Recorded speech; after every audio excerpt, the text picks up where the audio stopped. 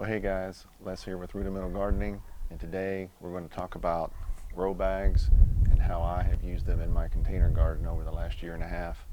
And we'll talk about the good, the bad, and the ugly. So stay tuned.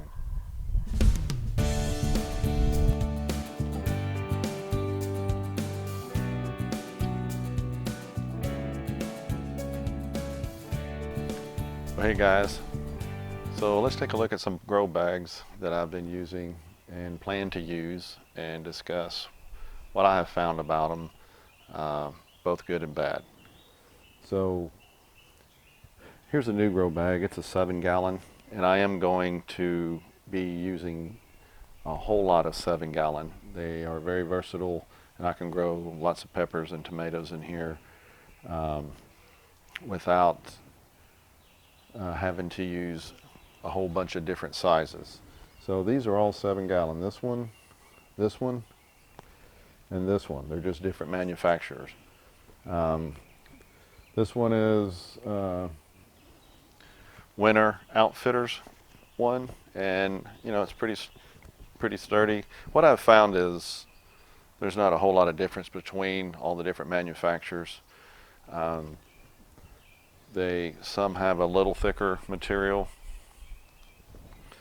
and but other than if you get them with handles or without, I suggest you always get them with handles so you can move them around. That's one of the big benefits of having grow pots or containers in general.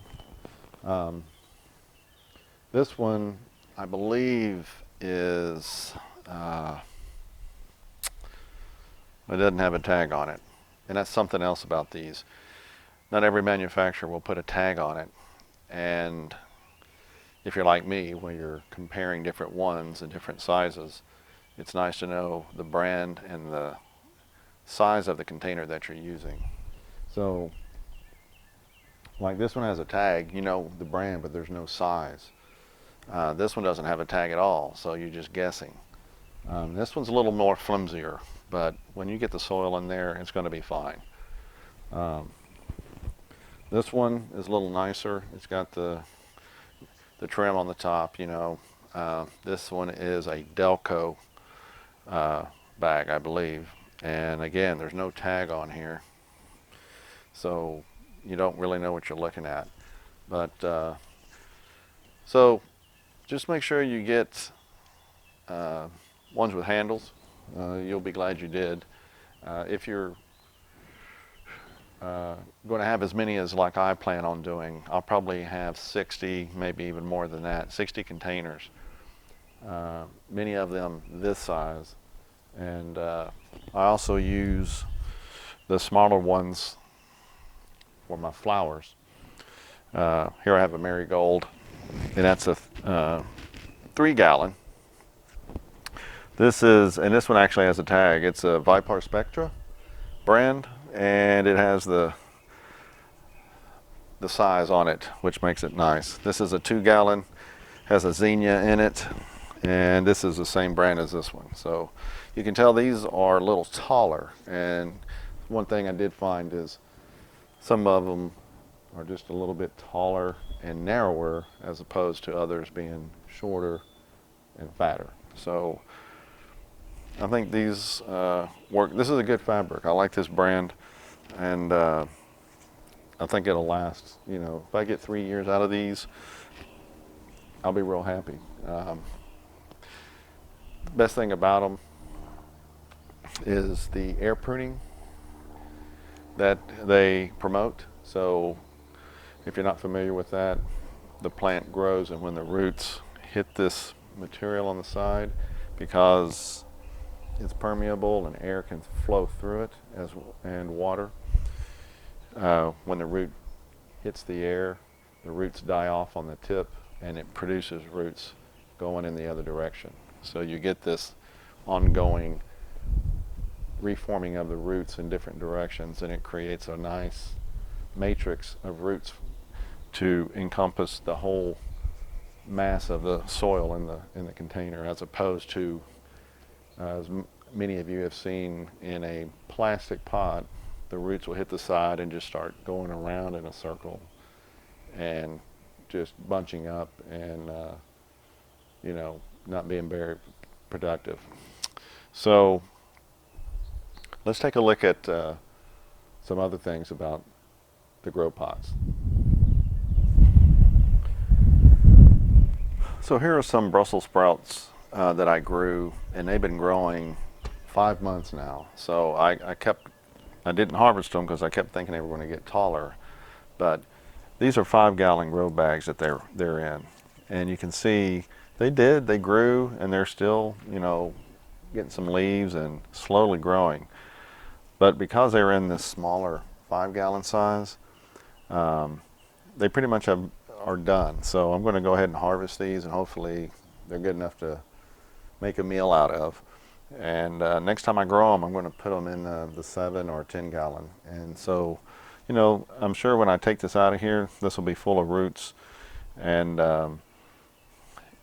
you know, it's live and learn. You need to understand the space requirements for your plant when you plant them. This is the first time I've grown Brussels sprouts, so I don't know if you can see them, but there's definitely some Brussels sprouts in there, and they look pretty good. I don't know how they'll taste. I'm not a big Brussels sprouts fan, but I've never had homegrown ones either, so we'll see how that goes. All right, so here are some broccoli that I planted in some 7-gallon containers. They've only been in here, probably a week and a half. I haven't gotten around to mulching them, but I'll put some mulch in here. So again, 7-gallon is my preference. I think it is an optimum size for most plants, especially you know, tomatoes. I could put 1 tomato in here. I could put 2 peppers in here. Here I got 1 broccoli. And so one thing about grow pots is the watering, okay? This is a permeable fabric, so wind and water will filter through there. So you do have to water these more frequently. And if watering, you need to keep that in consideration when you're deciding to go this route, because if you don't have a schedule where you can water and check on them, especially in the warmer, hotter days, because you'll have to be out here checking on them. If you go with a bigger size, like the 7-gallon, 8-gallon, and on up, you should be able to saturate this whole pot with water, and it would be good for a day or two. It just depends on the temperature and your climate. But what can happen if you let it dry out, of course all the soil is going to contract and it's going to pull away from the edge of the fabric. Also, the top of your soil can get crusty. So in that situation, if you're top watering, it's going to hit the top and it's going to go to the sides, and it's just going to fall down the little gap in between the fabric and the soil. And you'll notice that in the bottom it'll start dripping out the bottom, and that will you know, be a sure sign that you're not necessarily watering the whole pot. And if you do that, stop your watering, dig down a little bit, and see if it's even moist in there. If it's not getting moist, then you know you need to probably bottom water, or you need to break up the soil so that some water can penetrate in. So that's kind of a quirky thing about these. Depending on the soil type that you're using, your climate, your temperatures that you're going to be having your garden in, it will make a difference. And a lot of people don't like the grow bags for that very reason, because they have to water a lot more frequently. I just take it in stride. It's part of my schedule. I don't even have a water source on this side of the house. I have to run a hose from the backyard connected over here, and then I have a hose right over here out of view, and then I can water everything here. I have thought about building reservoirs for these to sit in that are lined with a liner to hold the water, and everything could just sit in here, and I could fill the container with water and water from the bottom.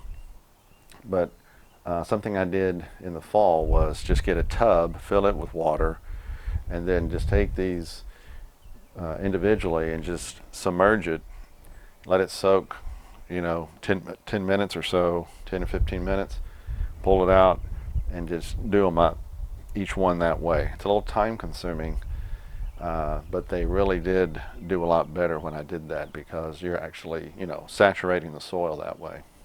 You don't want to leave them in there for long term. The roots need to be able to breathe, so use common sense. But watering is probably the biggest factor that people need to consider if you're going to go the grow route.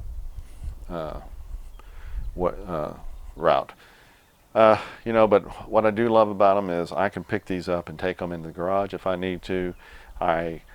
This side of the house that you're seeing gets blasted by the western sun in the starting about 2 p.m. through 6 or 7 p.m. once we get into summer. So this brick wall heats up, it gets pretty hot. So I can pull these off and put them up against my fence right behind me here, and they'll be in the shade. So I can move these things around and control the heat when it gets crazy in the summer here in North Texas. I built these stands to set them up on, just so it makes it a lot more convenient. I don't have to kneel down a lot, and I can pick fruit standing up at a comfortable height, and I really like that. It's been and this stand that they're on is one I just built last week, actually, so it's a new addition, and I got 4 of these built, and I probably am going to build another one for around the corner here. So it is an option for anybody looking to do something like that. It's easy. This is just made out of 2x3 fence rails. They are pressure treated, and they just stay out here, and I can put anything on these things, and they're plenty strong enough to hold these guys. One thing to consider, that's a good segue into that, when you're talking about which size you want to use, consider where you're going to put them and if you do want to move them. So I'm going to switch over here to my other bags that are larger, sitting in the corner over here, and I'll discuss that.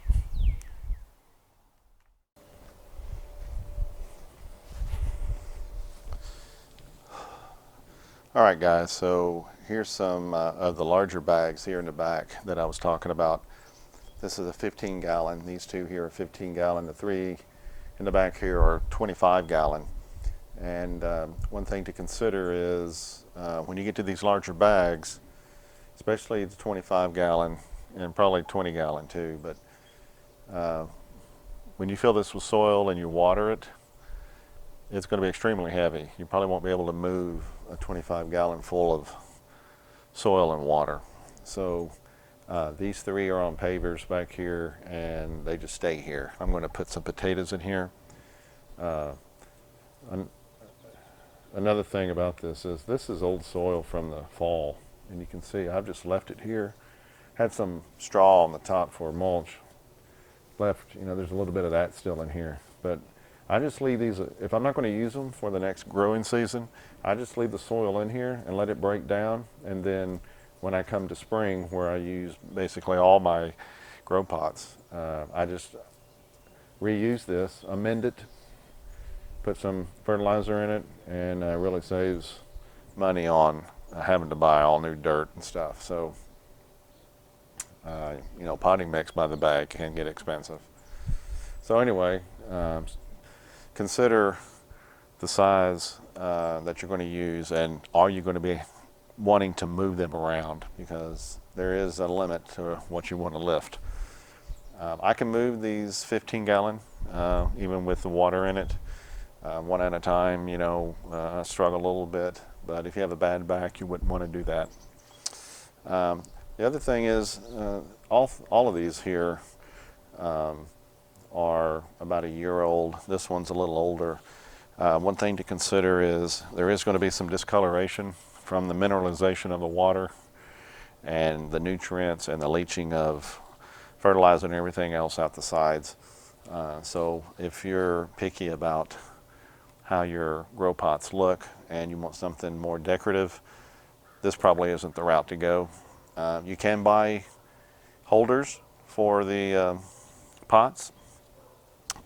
You know, that gets expensive. That's not important to me, so just a regular grow pot works. So something to consider. All right, just one more thing. Earlier I talked about the Brussels sprouts and the space being limited, and got a little shower here a little while ago, but and how the 5-gallon kind of prevented it from growing to its growth potential. However, if you look at this guy, this is a 7-gallon, I believe. Might be an 8-gallon, but this is, you can tell this kale, it loves it. I mean, look at that. It's beautiful. So, you just need to consider whatever you want to grow, the right container size. And some of it is live and learn, right? So different varieties of different plants are going to have different growth habits. So learning what grows best in a certain size is part of the gardening process, and I certainly have gone through some of that. So anyway, if you're considering the grow pots, I hope this information has been beneficial to you. And if you'd like the content, please consider subscribing to the channel, hitting the notification bell, and give me a like. That will help the channel. I appreciate it. So everyone, get busy on your spring gardens, and good luck this year, and I will talk to you next time.